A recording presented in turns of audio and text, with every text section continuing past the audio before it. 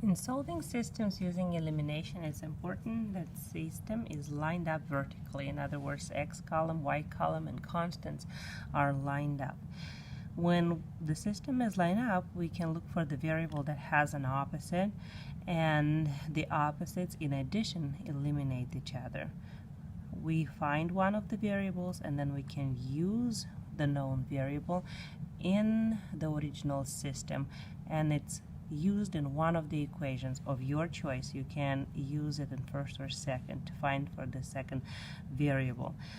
So in the next examples, we want to see a few situations. What if the system is not lined up vertically? So in order to make sure that the lineup is by like terms, we want to have the x term, so any number with x, and y term, any number with y, on the left side of the equation, and then constant on the right side of the equation. So ax and by are x and y term. They're on the left, and the constant is on the right. So that is our standard form.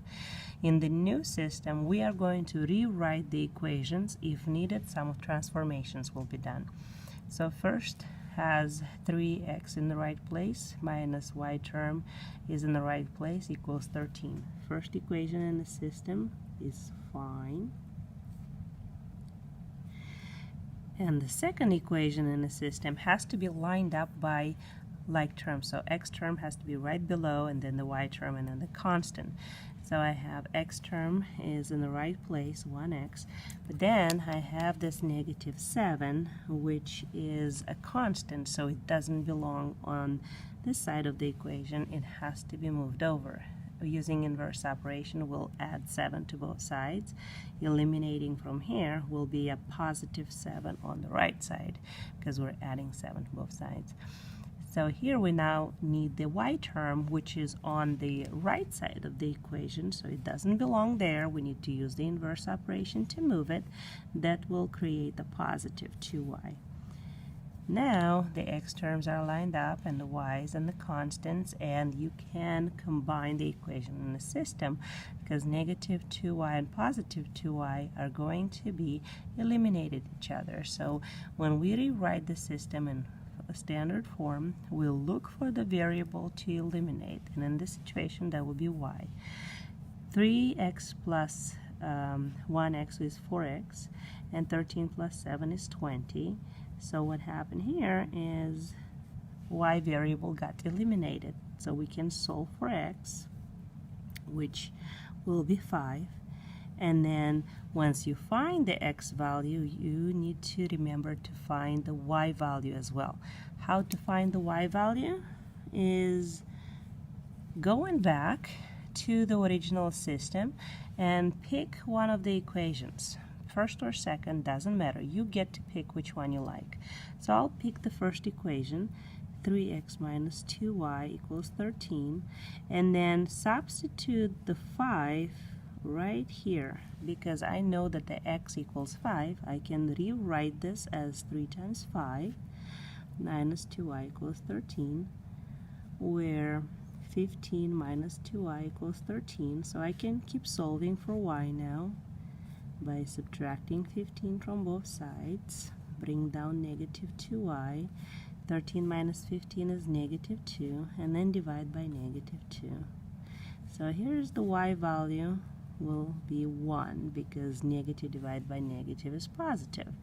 So your solution is 5, 1. That would be the point of intersection if we were to graph the lines. So your x value is 5 and the y value is 1. Remember, it's always a good idea to check your solution. So let's say here 5x would be 5 times 3, 15 minus 2. 15 minus 2 is 13. So if you check your x and y values, you have to check them in both equations. So let's say here x is 5. 5 minus 7 is negative 2. And here we have negative 2 times y. Y is 1. That's negative 2. That'd be negative 2 on both sides. So checking solutions is always a good idea. In the second system, we have the equations, and you want to make a plan how the equation looks like and how it should look like. So in the equations, you need to have x and y on the left, constants on the right. X and y on the left, constants on the right. So let's say here you have this constant -6, which doesn't belong there. So we have to move it over. That means it will be +6 on the right side where it belongs. 3x is an x term, and it has to be on the left side of the equation. So if it's positive on the right, we subtract it from here. It will be negative on the left. Same thing with the 1y. It needs to be moved, and if it's positive on the right, we have to subtract it here. So it will be -1y on the left. Checking second equation, you have x term, 5x, it belongs there, stays there, plus 1y equals constant 10. So the second equation was fine. We just rewrite it. When we combine or add the equations in the system, the y value will eliminate, and we have -3x plus 5x, which is 2x, and then we have 16. If you divide by 2, the x value will be 8. That x value now can be used to find the y value. So where to use it, it's up to you. In the original system, pick one of the equations. So I'll pick the second one just because I like it better. No any other reason. And now instead of x, I can use 8 because 5 times x is 5 times 8. And we have 40. Solving for y, subtract 40, and the y value will be -30. So when the coordinates are bigger, you can see graphing is not as efficient because we need the bigger graph, and the elimination will be more convenient way of solving and identifying the solution.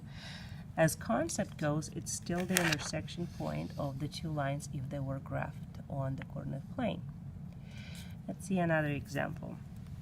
Here's the plan. I need to have two equations in standard form. So x term, y term equal constant. X term, y term equal constant. Let's see what we have. I like to put that bar on the equal sign so I can clearly